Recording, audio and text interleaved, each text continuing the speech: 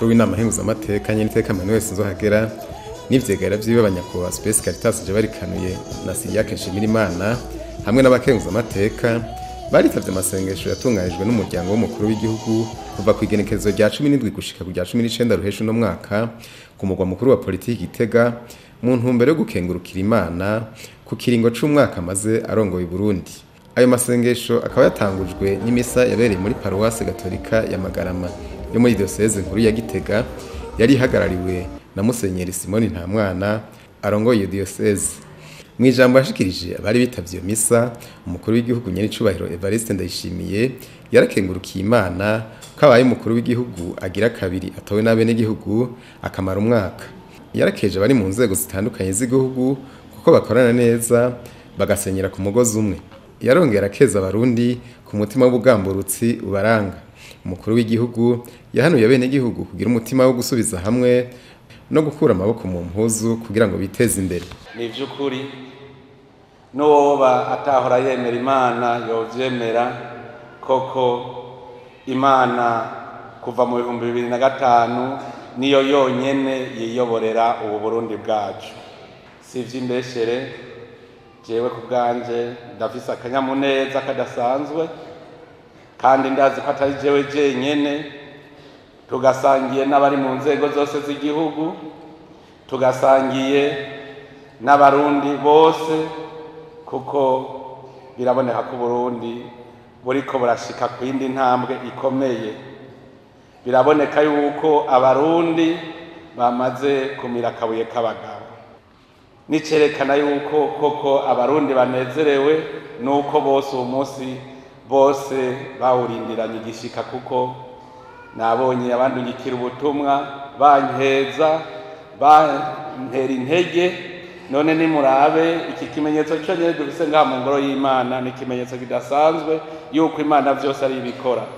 Nimurabe ingene abihebeye Imana bari ngaha, abapasitori, abayisilamu, abarundi twese tugakoranira ngaha turi ku rubanza rumwe rwo kuninaza Imana, kubera uwo mwaka uheze dutanguye ikiringo gishasha kizomara imyaka indwi. Sinoronka rero ingene ndabashimira. Ubwo bwa mbere nagomba banze nkeze ubwa mbere abarundi bose, ndabakeze kwiteka bariko bariye. Erega ntitwaba tutavyibuka, mbaye umukuru w'igihugu wa kabiri atowe n'abenegihugu ashobora kumara umwaka ariko ararongora abenegihugu. Ntitubifate rero nk'ibisanzwe, ni ikimenyetso kidasanzwe, ni ikimenyetso Imana iriko iraduha, kuko mu Burundi vyari vyarananiranye. Turabe imyaka n'imyaka yari iheze Uburundi bwikukiye bikanka, mugabo ubu tukaba tugeze mu kiringo bikunda. None rero uwo mutima Imana yaduhaye tuwukomeze, Imana tuyikengurukire, ibone ko ivyo yakoze binezereye. Erega namwe benshi ngaha muri abavyeyi, abana wabagiriye ivyiza ukabagaburira bakarya bagahaga, hanyuma ntubone ko banezerewe, biguca inkokora umenga ntaco wakoze. None rero Imana kubona itubungabunga muri uwo mwaka ukaba uheze dutanguye iki kiringo, dutegereza kunezerwa tukayitambira. Imana yenyene ikavyibonera ko yakoze bigashimwa, kuko tudashimye yokibona ko yaruhiye ubusa. Koko ni igihe cyo gushima Imana, tumare iyi minsi itatu tuyishimira, tuyikengurukira, tuyitambira, ariko kandi tuguma tuyisaba kugira ngo itwuhirire muri iyi minsi. Kuva ntanguye iki kiringo, mwese murabizi iki kiringo cyatanguye bigoye. Abarundi twese twari mu madidane, na jewe ndimwe. None je hari uburambe nari ndabifisemwo ngo muhave mugira icizere ngo nzobishobora. Muga kubera twiragize Imana, twagiye twese dufise icizere, ariko twari mu madidane. Murazi yuko uwari kumbera umuhanuzi mukuru, uwari kunyereka umwongo uhuma n'udahuma, yarahejeje gushengera ntivyari vyoroshe. Abandi bakiyumvira bati none ko umuhanuzi mukuru wiwe ashengeye azobishobora. Naje nkaja mu madidane mugabo tugaca tubihereza Imana, tukaguma tubihereza Imana. Abari mu madidane gushika aho tubona ko bishoboka. None heraba uwo mwaka w'umukwanguro uraheze, n'umwaka w'umukwanguro.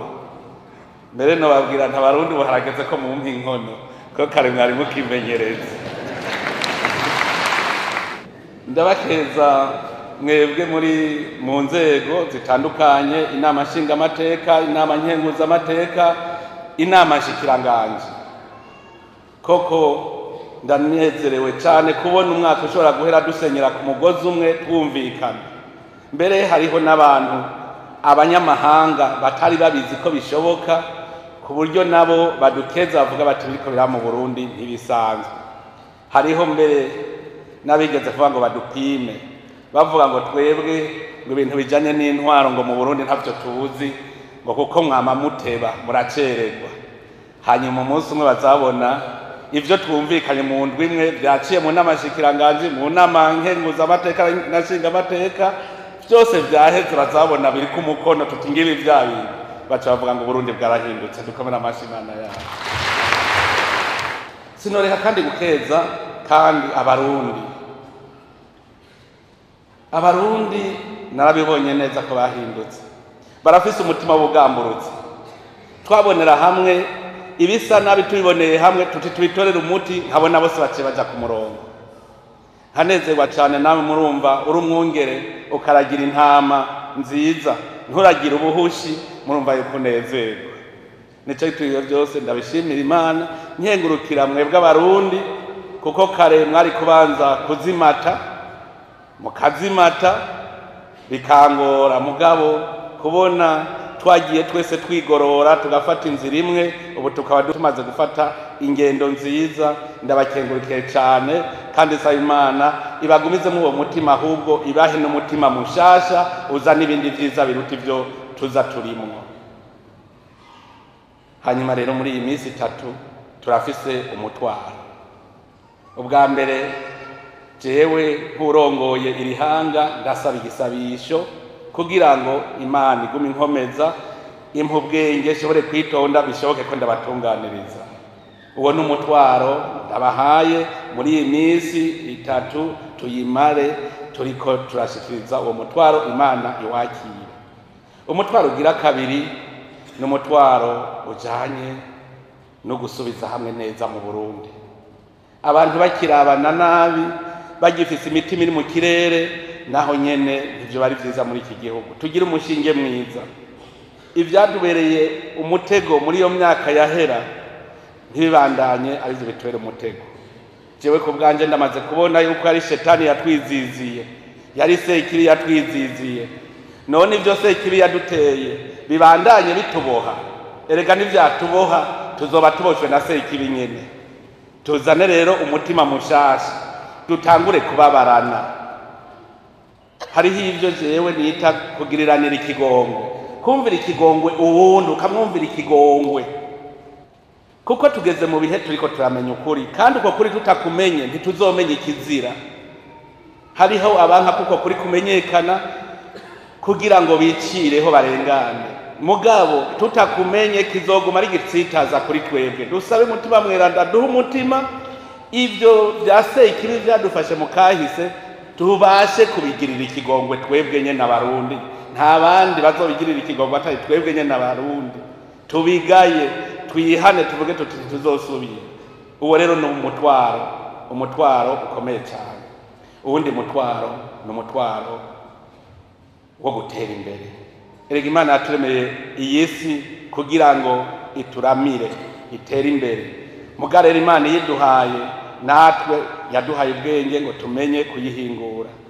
Dusabe Imana itwugurure ubwenge, kuko yarabuduhaye, itwugurure umuzirikanyi dushobore guhingura iyi si. Ubu Burundi Imana yaduhaye buturamire koko, kuko tutamuye ivyamwa byabwo ntibuzoturamira. Rero kugira twamura ivyo vyamwa nuko twokura amaboko mu mpuzu, tugaca ubwenge, tugakora, hanyuma ivyamwa vyabwo tukabisabikanya twese.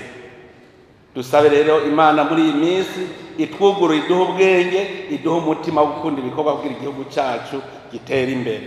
Mu minsi 3 ayo masengesho yamaze, ijambo ry'urufatiro riri mu bikorosayi ikigabane ca 3 akarongo ka 13 rivuga riti: muramutse mutase mwengengane muheze murekuriranire nk'uko umukama yabarekuriye namwe kuba ariko murekuriranira. Zimwe mu mpanuro umukuru w'igihugu yashikirije mu nyigisho zatangwa imbere y'umutaga, yasavye indongozi kutanyonora amatungo y'igihugu no kutajya ibiturire. Amajambo y'Imana no yashikirijwe n'abavuga butumwa batandukanye n'umukuru w'inama nkenguzamateka arimwo bahamagariye abarundi kuvugana ukuri, guhariranira, gusabana imbabazi no kuzitanga.